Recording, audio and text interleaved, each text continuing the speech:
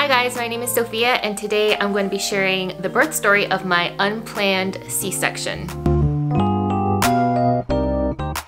So to preface this, I just want to let you know that I actually have 3 kids, and this birth story that I'm going to be telling is the birth story for my oldest daughter, who is turning 10 years old this year. So we're taking a trip down memory lane to tell this birth story. I got pregnant when I was 25. My husband and I got married when we were both very young, and we both knew that we wanted to start a family pretty young. So I was 25 when I got pregnant, and it was definitely like a planned thing. We were wanting kids. I remember when I got pregnant being super excited. Like, I was so ready for this, and it was something that I was anticipating and looking forward to. Obviously, this being my very first pregnancy, birth, like anything like that, I didn't know what to expect. And like anyone who's entering sort of a new phase of life or doing something that they've never done before, I read a lot of books, did a lot of Googling, and talked to a lot of friends that were going through the same thing. Thankfully, I had a really great community of girlfriends around me that were all we were all trying to have kids at the same time, and we all were pregnant together. So I had a lot of people to sort of bounce my experiences off of and sort of to look forward, you know, a couple months ahead of what to expect. And my pregnancy, for the most part, progressed as you would expect. Like all the usual morning sickness in first trimester, you know, like the nesting towards the end of the pregnancy, like all the things that I sort of had read to expect and anticipate happened in my pregnancy was pretty much textbook. The only thing that was a little bit different for me that made me a little bit nervous was I gained a lot. I mean, a lot of weight in my pregnancy. I gained about 50 pounds, which I'm only 5'2", so 50 pounds on me is, it's a lot of weight on my frame. My husband is 6'1". He's almost a whole foot taller than me, and the only thing that scared me about how much weight I had gained during my pregnancy and how fast I had gained the weight was that my husband was a really big newborn. So I was just like an average size newborn, and my husband was like something like almost 11 pounds as a newborn. He had to be born via C-section. Like, my mother-in-law couldn't birth him naturally, and so the fact that I was gaining a lot of weight during my pregnancy was the only thing that was a little bit different than textbook about my pregnancy, and the only thing that kind of made me nervous, because I had a lot of people telling me, ooh, like, your husband was such a big baby, genetics, I bet you'll have a big baby. And I knew my baby wasn't gonna be like 6 pounds, 5 pounds, like a tiny baby, because I had gained so much weight and she was already measuring so large even in my weekly ultrasounds and checkups. But also, I didn't like being told that my baby was going to be gigantic and there was no way that I was going to be able to birth her.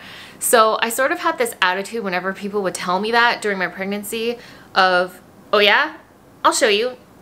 I'll prove you wrong. I'm going to have this baby like everyone else has their baby. Like, I'm going to birth her vaginally, naturally. Like, no one's going to tell me that I can't.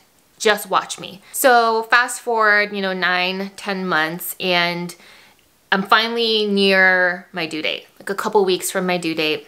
Again, I'm super big, super uncomfortable. People telling me, people as in like my friends and like my family, they're like, oh my gosh, I don't know if you're gonna be able to birth that baby. That baby's really big. I had a couple of friends who worked as nurses or like in the healthcare industry, and they were also sort of like, oh my goodness, your baby looks like she's gonna be really big. Are you sure that you're gonna be able to birth her? Kind of a thing. And I was naively confident leading up to my due date. I was like, you know what, it's fine. Babies come in all shapes and sizes. I feel like your body bakes what it knows it can handle, and you know, I'll get what I get. Maybe it'll be like an 8-pound baby, a bigger baby than 5 pound, but totally, you know, doable and manageable. So my due date came, and then my due date went.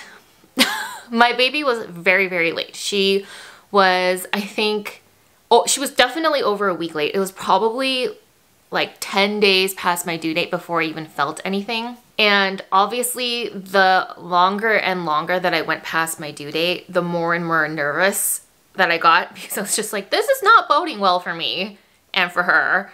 Like, she needs to come out. Why doesn't she want to come out? She's obviously fully cooked by now. So as my due date came and went, I was doing like all the things. Eating the spicy foods, doing the 1 foot off the curb walking. I mean, like everything that you've read on the internet about how to naturally induce labor, I did.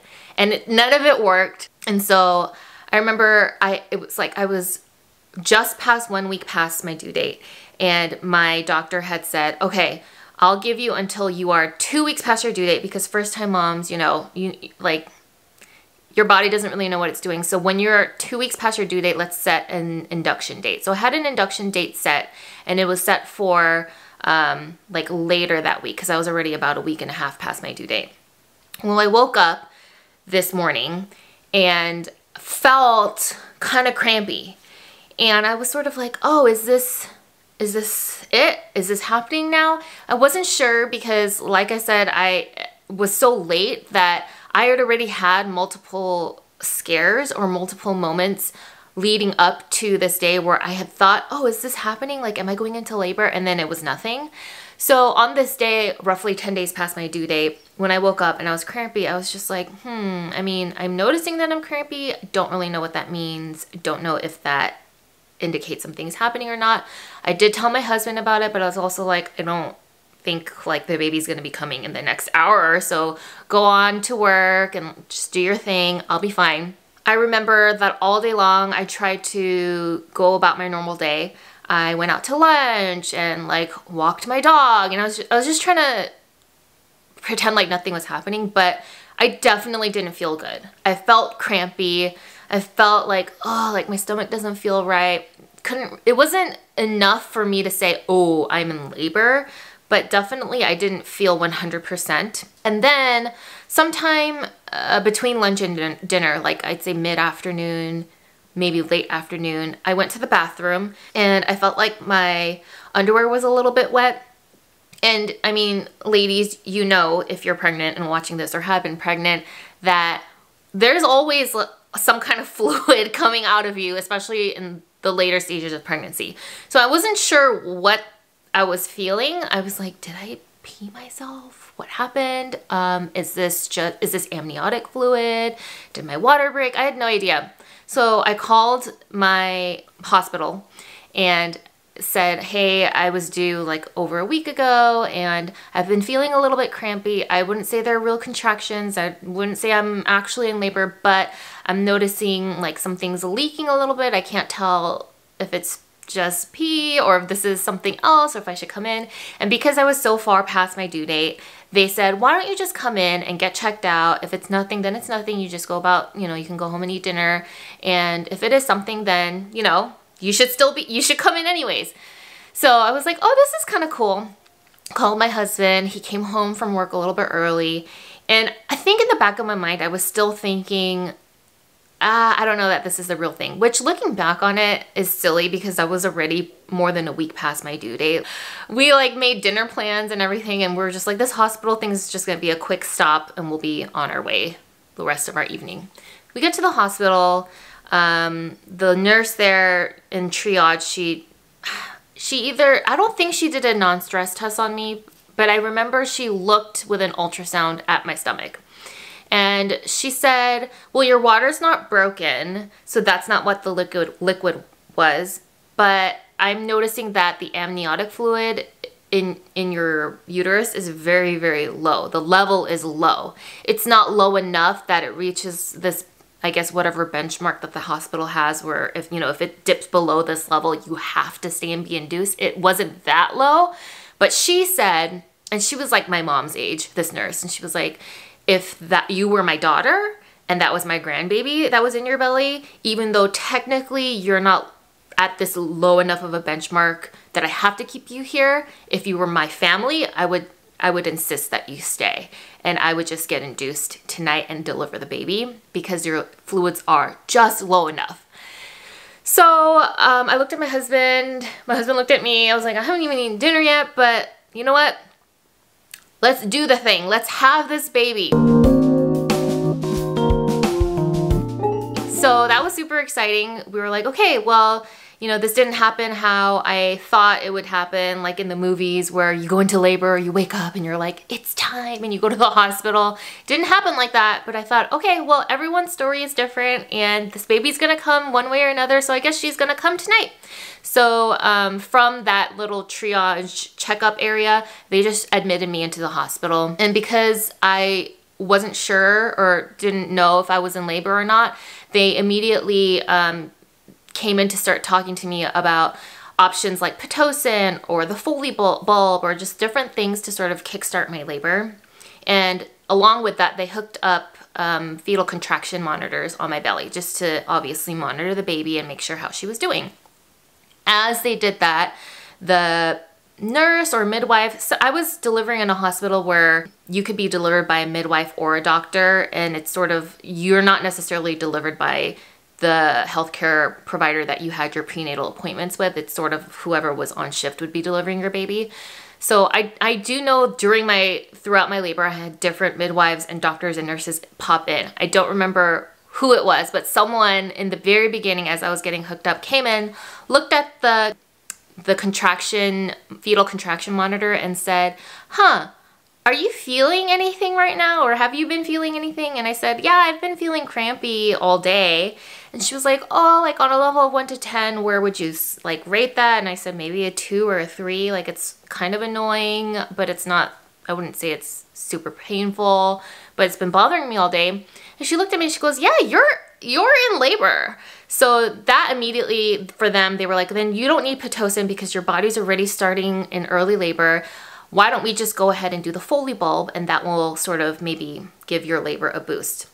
If you don't know, the Foley bulb is this evil contraption device. I'm kidding. It's like this balloon that they stick up into your cervix, and then they inflate it with saline, and then the balloon like expands and it forces your cervix to dilate. So they stuck the Foley bulb in, injected it, and holy moly, I was not anticipating how much that was gonna hurt. The Foley bulb did not feel good. It was like immediate cramping, immediate worst cramps of my life that you could possibly imagine. She was like, I'm inserting it and now I'm gonna inflate it. And I was like, okay, cool. I was just like laying there on the bed and immediately she inflated it. I was like, eh! It was such bad pain and it hurt a lot.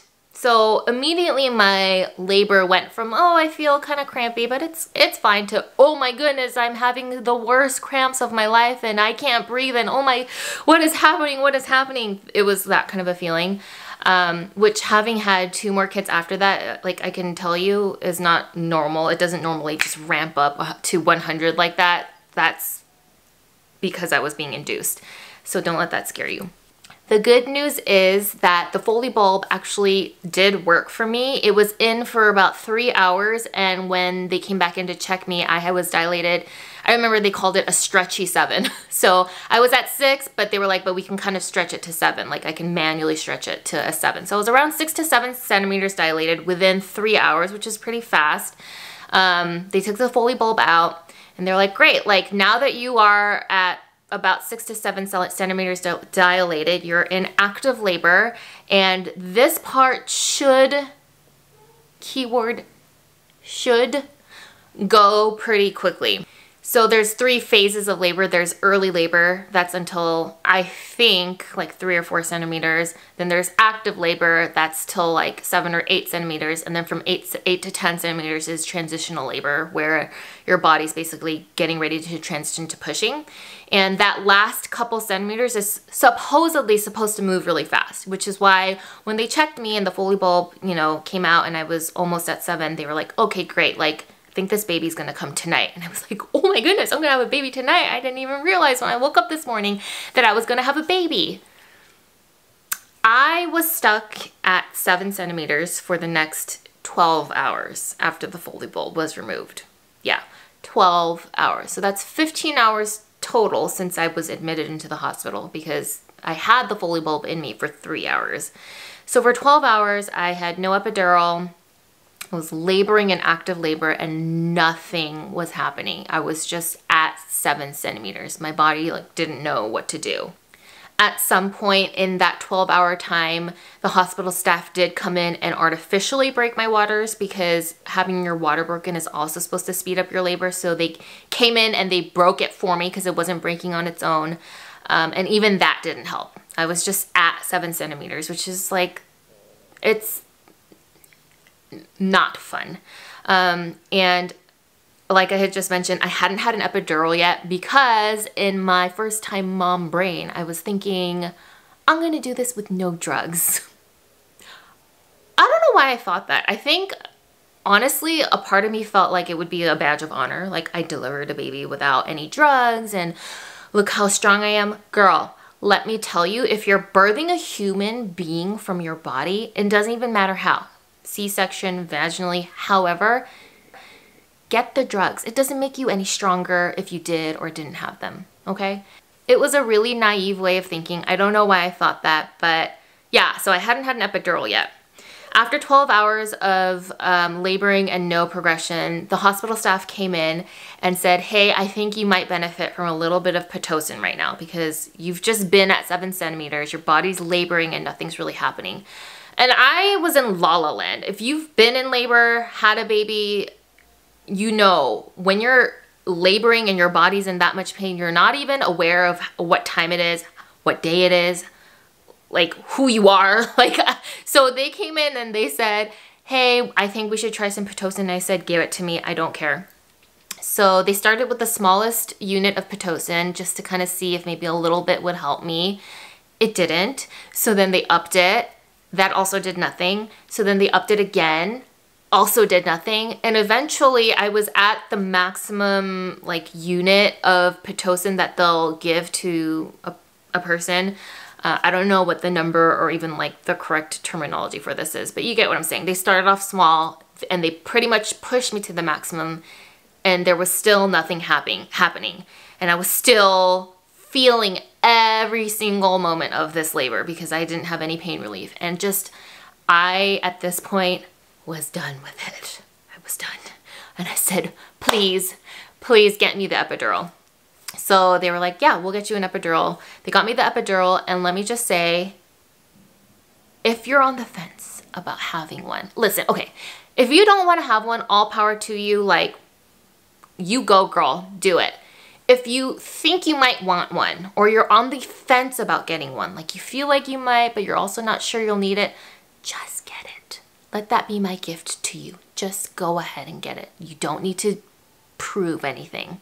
I got the epidural and I was like, why didn't I start with the epidural? I'm an idiot. I felt so much better. I took a nap. I was able to relax. And then I woke up from my nap and I had the worst chills ever. I was shaking and my body was numb. My body from like my waist down was completely numb. I couldn't feel anything. Turns out, one, the epidural was too strong, or I had made it too strong, because you can press a little thing that will like dose out more of the medication. I don't know what, but it was too strong. I was completely numb. I couldn't feel anything. And then two, either from having my waters broken artificially, or just from having been in labor for so long, or maybe from the Foley bulb that they started my labor off with. I don't know how, but somehow I contracted a fever during labor. Some bacteria got into me and my body was starting to fight some sort of bacteria. And I had a fever, I had the worst chills. So then they started me on antibiotics as I was in labor. And they said, hey, when a mama who's laboring has a fever, that's kind of not a good sign for the baby. So you need to get this baby out as soon as possible. And that was the first time that a C-section was mentioned to me. They were very patient throughout the process, but at this point, you know, it had been like a day and they were just like, you're not progressing, nothing's happening, and now you're sick and that's not good for the baby. And I understood that, but part of me still didn't want a C-section. And so we sort of like negotiated or came to an agreement that we both felt comfortable with, which was, okay, let's give you 1 more hour. And if in an hour nothing has changed, then we're gonna go ahead and let's go ahead and do the C-section. And I said, okay, that's fair. Well, an hour passed by and they came and checked me again and I was at 8 centimeters. So, okay, that's progress. So then again, we negotiated again. Okay, your body is now starting to progress. Let's give it 1 more hour. If in another hour it still hasn't progressed further from 8 centimeters, then I think we should do the C-section. Okay, that's cool. I'm okay with that. Another hour passes. They come and check me. Now I'm at 9 centimeters. So you get the point. This is how the rest of my labor progressed until I was at a full 10. When I finally got to 10 centimeters, I could not believe it because I'd already kind of, in my mind, they'd been bringing up C-section, like every time we check you, if nothing's changed, you're gonna have to have surgery. So in my mind, I was resigned, like I'm gonna have a surgery. It's fine. This is how the baby will be born. So when I was actually at 10 and they were like, hey, you're at 10 centimeters, you can push this baby out. I was kind of in disbelief, like, oh my goodness, is this real? Am I really gonna get to do this? And I looked over in the corner and the nurses were setting up like the little baby weighing and like warming station, where they take the newborn right after they're born. I was like, oh my gosh, they're like, actually, a baby's gonna be born in here? A baby's gonna come? I was in so much shock. So I started pushing and then I kept pushing and nothing happened. I pushed for 2 hours straight and nothing happened. My baby didn't progress further down the birth canal at all. And looking back on it now, I do think that maybe having as strong of an epidural as I had, because like I had said, I was completely numb. I couldn't even feel my contractions to help push through them. I think that did have a factor in that. But also, as you'll hear later on in the video, my baby was really big. So it's possible that all of those people and family and friends that were saying things to me when I was pregnant were right. And she was just too big for me to birth out. I don't know. But I pushed for 2 hours. I was trying really hard and she just did not want to come out. And at this point, I was exhausted. I'd been in labor for over 24 hours. More than half of that was without any pain medication. So my body was tired and I just was ready to meet my little girl. So after 2 hours of trying to push, when they said, hey, I think we need to do the C-section, I said, let's go ahead and do it. That's fine. We'll do it. So I would say that the hardest part about my C-section was actually getting the anesthesia. I can't exactly remember why or if this is normal, but I basically, before the surgery, had to get another anesthesia like inserted into my spine. Either the epidural had like fallen out or worn off by now, or I don't even know if you can have a C-section with just an epidural. I don't think you can. I don't really remember that part, but I know that they needed to put new anesthesia into me. And this was the hardest part because I was now fully at 10 centimeters dilated in labor, like all that pain, and they said, do not move. Sit at the edge of your bed so that, the doctor can insert it into your spine, and do not move. And when you're in labor, you naturally kind of want to sway like this. And they were like, you have to be absolutely still. So I was sitting there like this, like, and it was just in so much pain. That was the hardest part. Once that anesthesia was inside, it was fine. I was numb. I couldn't feel anything. And then they wheeled me off to get my surgery.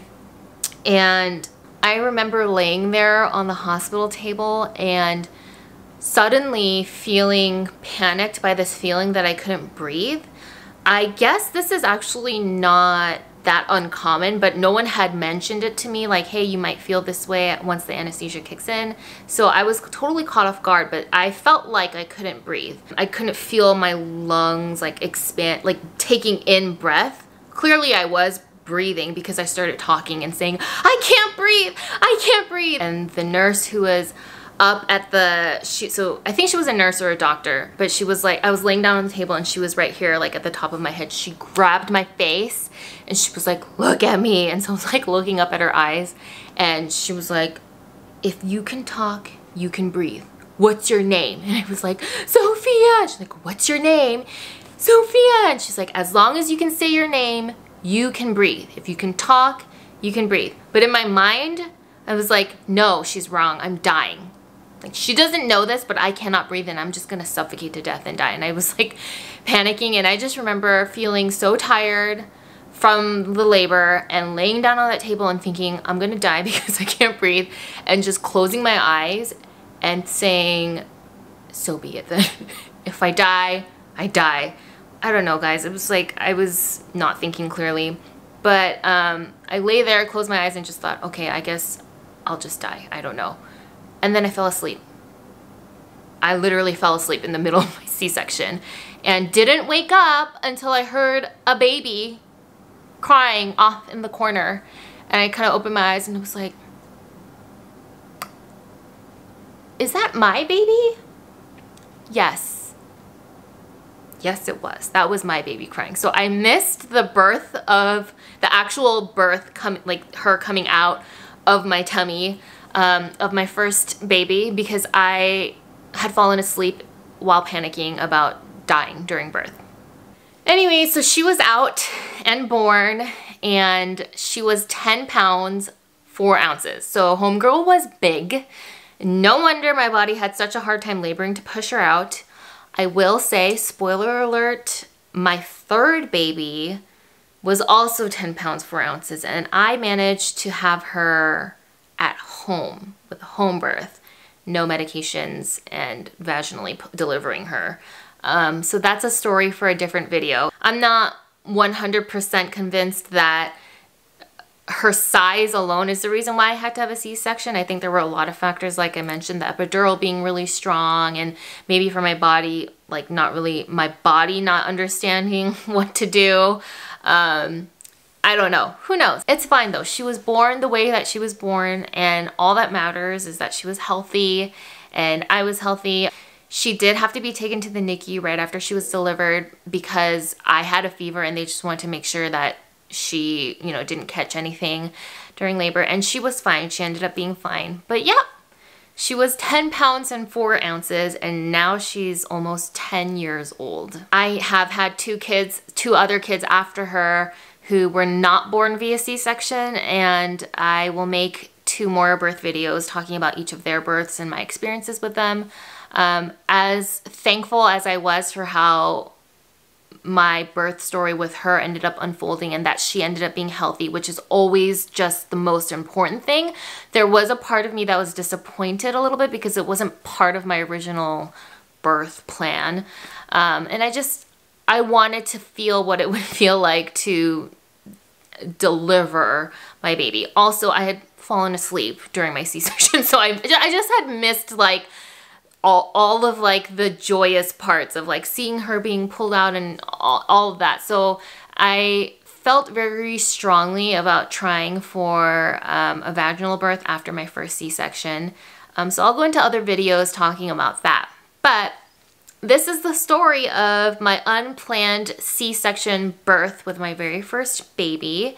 If you have any questions or comments or things that you want to know more about, drop a comment down below and I'll answer them for you. Thank you for watching. Bye.